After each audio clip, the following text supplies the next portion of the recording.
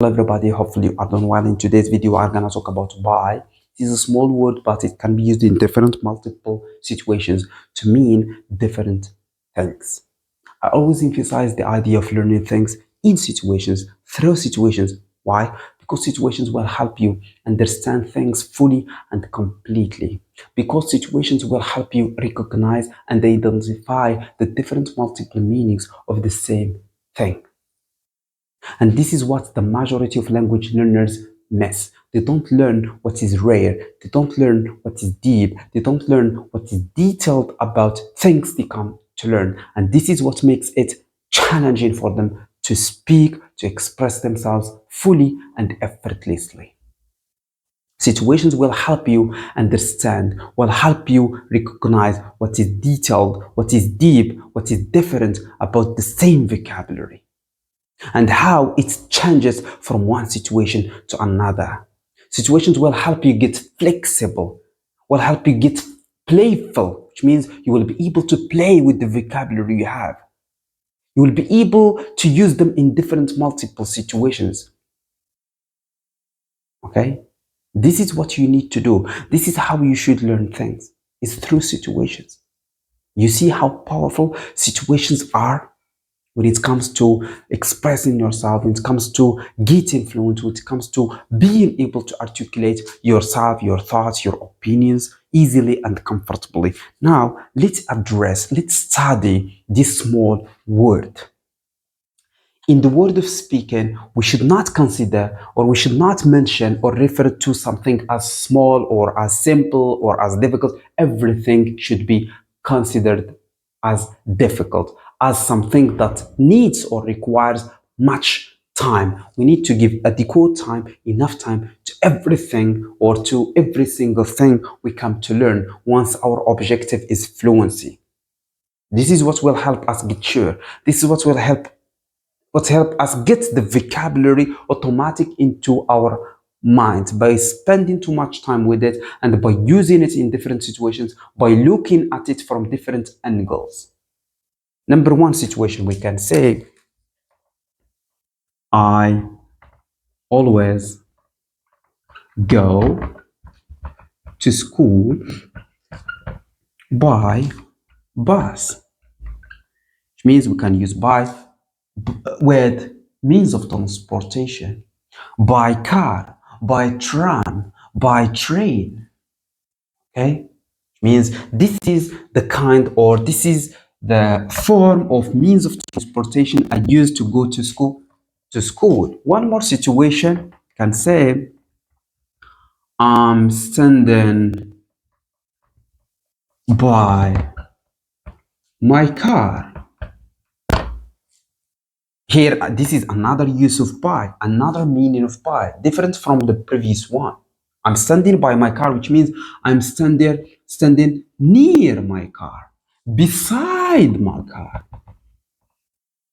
Okay? You see how we should study things, okay?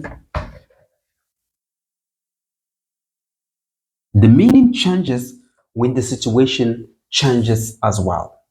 This is what we need to pay attention to. One more situation we can say she sent the message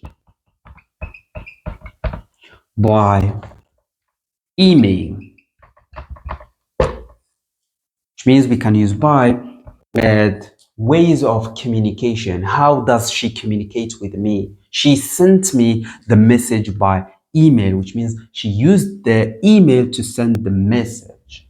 Okay, you see how we should tackle things. You see how we should learn things. We should learn them in situations, through situations. Situations like windows.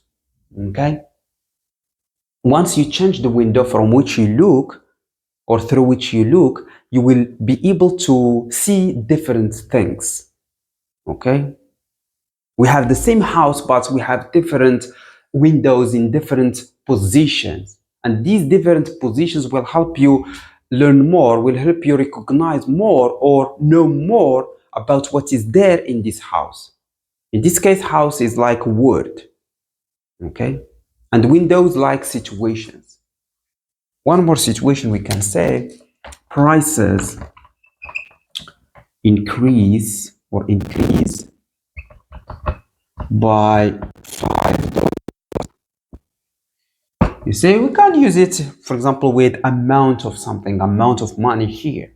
Okay, prices increase by $5, which means prices go $5 higher. This is bad. You see how we learn things. One more situation we can say the room is, for example, 4 meters by 3. Do you understand this sentence? The room is 4 meters by 3, which means here we are talking about the length and the width of the room. How long and wide is this room? Okay, we are talking about dimensions. Okay, see how we address things, how we study things. You see how the same word can have different meanings, multiple meanings, depending on the situation, depending on the context where it shows up, where it is used. Now I'm feeding my brain with the different meanings, with the different uses of this particular small word. I'm getting sure, I'm getting confident about this particular word. I am getting this particular word automatic into my mind by learning it through situations, in situations, by looking at it from different angles. It's like I'm telling my brain, look, or pay attention, this word doesn't have one single limited meaning. It can have different meanings, various meanings, which means when you come across this particular word, it doesn't, you need to keep in mind, or you need to understand that it doesn't have one limited meaning, one limited use. Okay? I'm feeding my brain with the different meanings and uses of the same word. One more situation we can say, this book was written by Shakespeare, which means by can be used with the passive voice. Here we write by plus the doer of the action. Who does the action in this case? Who wrote the book? Shakespeare. Okay, or we can say this book was written by me, by my brother, by my teacher. Okay, you see how we learn things. You see how we should study things if we want to be able to use them while speaking. Okay, and we still have more situations where we can use by. We can say, for example, I will be there by 8 o'clock. Or we can say at night. Here by 8 o'clock at night, which means before. By here means before. Okay, 8 o'clock. A little time before 8 o'clock, I will be there. I will be present. You see how we should learn things. You see how we should address things. Okay, if we want to be able to use them while speaking. Now I'm getting my brain more flexible about this particular word. I'm getting my brain more sure, more certain, more confident about this simple, small word. Okay, this is how I would like you to learn things, especially if your objective is fluency. Have a nice day.